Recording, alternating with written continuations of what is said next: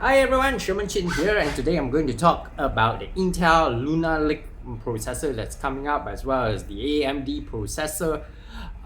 That is the AMD Ryzen 9 AI Zen 5 300 series. It's a mouthful, but it has been delayed from July 15 to July 28. Okay, keep that in mind because in my last video I mentioned July 15, but AMD has delayed that launch.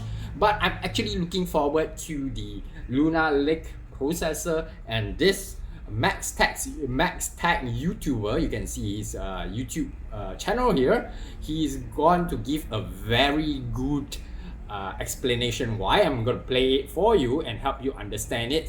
Okay, so let's go. Actually beat the X Elite in terms of battery life for a couple of different reasons. Number one, they cared about battery life so much that they went from a 16-core design with Meteor Lake down to 8 cores, even dropping from 6 P-cores down to just 4. Number two, they of course have a silicon advantage. Okay, so what he mentioned just now, the cores are the cores of the processors, which are the P cores are the performance cores. I mentioned this before. Performance cores are what is making it really fast, but the problem is when you use it, it generates a lot of heat and of course uses a lot of energy. So in order to save on the heat and of course the energy usage to compete with the X Elite, Intel Lunar Lake has to drop the number of cores.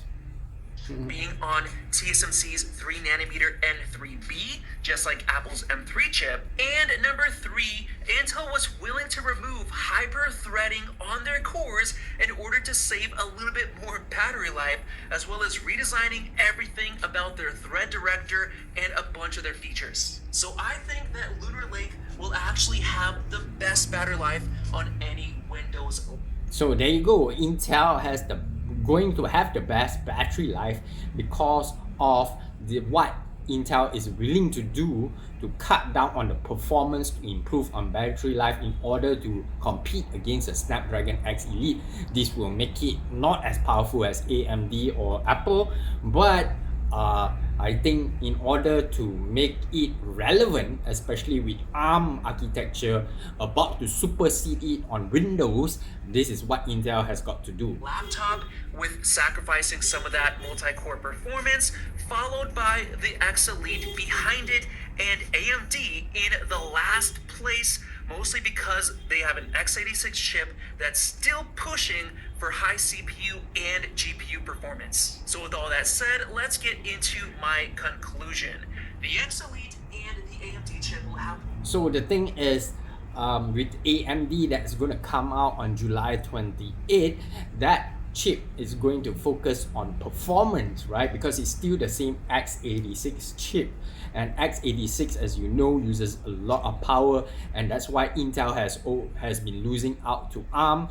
And now Intel is actually using the same ARM factory, which is the TSMC factory in Taiwan, to make their latest microprocessor. So it's different now because the architecture has changed. The memory is now integrated into the SoC, which is the system on chip itself. So now you can actually upgrade your memory. I think some people will say that's a bad thing, especially those really like if you are a power user and you want to play games, you might not be so happy that you cannot upgrade the memory later on anymore. But if you are a person who has who has a use case for Snapdragon X Elite, now if you look at the Intel Lunar Lake, it's a good alternative. So I guess that's where Intel is coming in to compete with the X Elite, and I think it's really good because now we have AMD for gaming, and Intel has always been known more for its stability and for productivity. And with that said, I think it's going to beat the Snapdragon X Elite. The best multi-core CPU performance this year, with the advantage going to AMD since it's x86 and won't have to emulate apps, and it's generally better for longer workloads like we see in Cinebench 2024. And as far as graphics, AMD and Intel will trade blows with each other, being around the same GPU performance, while the X Elite will be dead last and should not be considered for its GPU whatsoever. And the M4 MacBooks will be, in my opinion, the best overall, being the best balanced out of all of the chips in terms of CPU performance, with its shockingly high single core scores and snappiness in web browsing, all the way to the really fast GPU performance, and by far the best in terms of battery life, as long as you're okay with macOS. So there you guys go. Hopefully you enjoyed this compilation of... So there we go.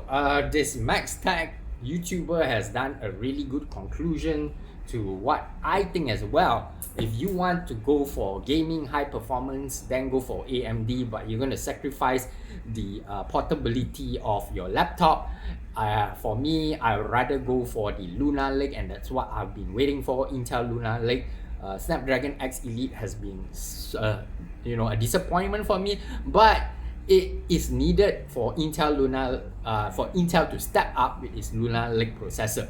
You see, with the Snapdragon X Elite now boasting such optimum power usage, Intel has to do something, and that is what it has done. It has cut down its hyper threading, it has cut down its performance core to focus on more efficient power consumption, and of course reducing the heat generated by this Intel Lunar Lake SoC. So with that said, what are your guys' thoughts? What do you think? Do you think that you're going to get the Intel Lunar Lake? Are you just going to buy the Snapdragon X Elite since it's out? Or are you going to wait for the AMD that's going to come out really soon in about 2 or 3 weeks?